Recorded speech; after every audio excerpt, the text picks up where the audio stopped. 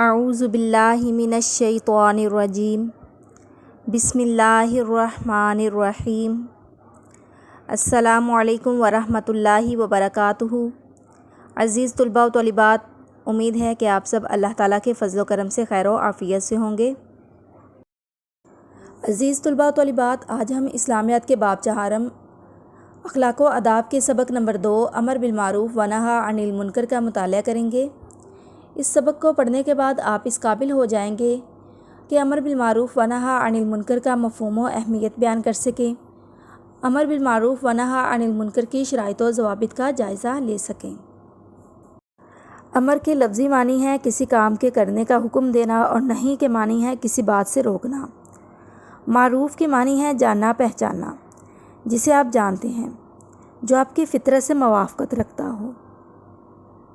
شرعی اصطلاح میں اس کا مطلب ہے نیک کام جنہیں انسان کی اپنی فطرت اور پورا انسانی معاشرہ اچھے کاموں کی حیثیت سے پہچانتا ہو۔ اس کے برعکس منکر وہ ہے جو انسانی فطرت کے مطابق نہ ہو اور انسان فطری طور پر اسے اچھا نہ سمجھے۔ آئیے مطالعہ شروع کرتے ہیں۔ امر کے لغوی معنی کام اور حکم دینے کے ہیں اور معروف کے معنی ہے جاننا پہچاننا۔ نہی کے معنی منع کرنے اور منکر کے معنی انجانی چیز کے ہیں۔ اس طرح شریعت میں امر بالمعروف کا مطلب ہے نیکی اور بھلائی کا حکم دینا اور نہی عن المنکر سے مراد ہے برے کاموں سے روکنا۔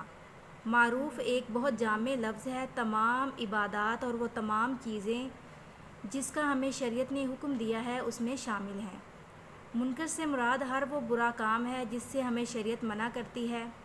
اس طرح امر بالمعروف و نہی عن المنکر کا پورا مطلب ہے نیکی کے کاموں کا حکم دینا اور برائی کے کاموں سے روکنا۔ حضرت محمد صلی اللہ علیہ وآلہ وسلم اللہ کے آخری نبی ہیں۔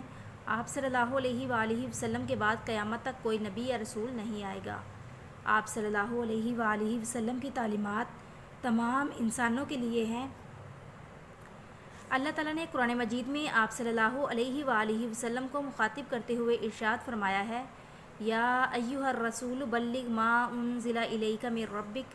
ترجمہ: اے رسول صلی اللہ علیہ وآلہ وسلم، آپ صلی اللہ علیہ وآلہ وسلم کے پروردگار کی جانب سے جو کچھ آپ صلی اللہ علیہ وآلہ وسلم کی طرف اتارا گیا ہے اسے دوسروں تک پہنچا دیجیے۔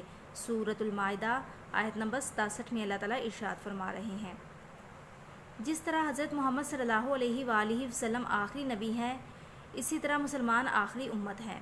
اسلام ہمیں نہ صرف خود نیک کام کرنے اور برے کاموں سے بچنے کا حکم دیتا ہے، بلکہ وہ ہم پر یہ ذمہ داری بھی عائد کرتا ہے کہ ہم دوسروں کو بھی بھلائی کی طرف راغب کریں اور برائیوں سے روکیں۔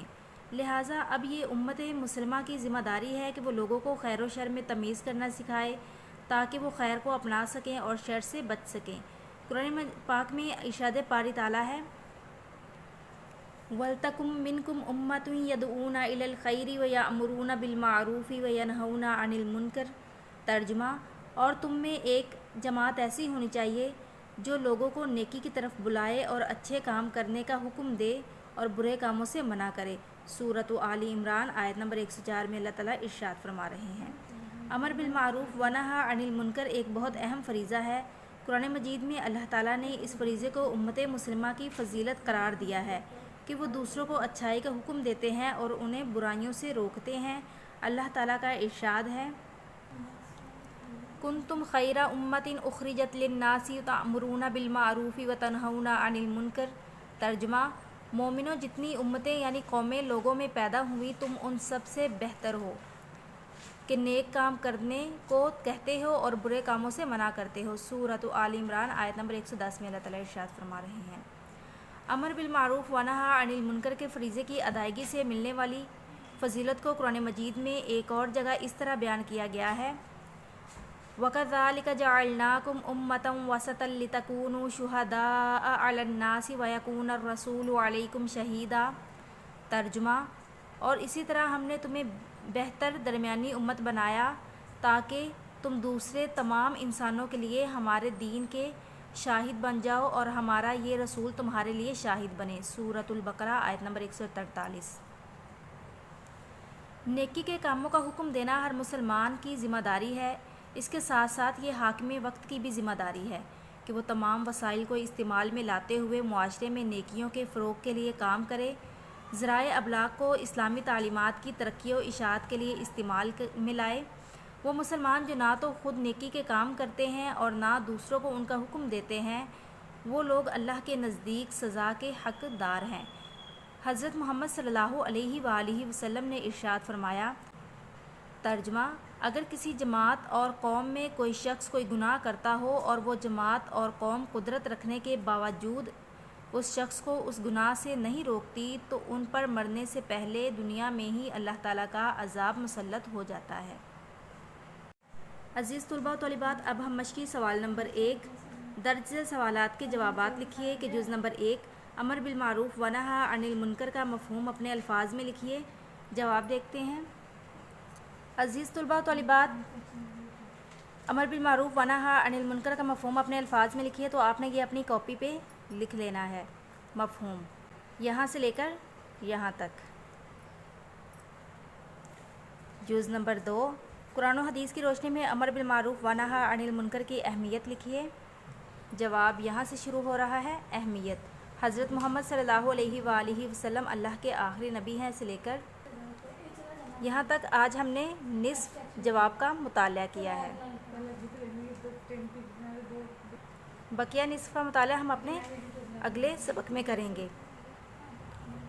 سوال نمبر 2 درج ذیل سوالات کے مختصر جوابات لکھیے کہ جز نمبر 1 معروف اور منکر میں کیا فرق ہے۔ جواب یہاں سے شروع ہو رہا ہے۔ معروف ایک بہت جامع لفظ ہے، تمام عبادات اور وہ تمام چیزیں جس کا ہمیں شریعت نے حکم دیا ہے اس میں شامل ہیں۔ منکر سے مراد ہر وہ برا کام ہے جس سے ہمیں شریعت نے منع کیا ہے۔ جز نمبر 2 امر بالمعروف و نہی عن المنکر کے حوالے سے 2 قرآنی آیات کا ترجمہ لکھیے۔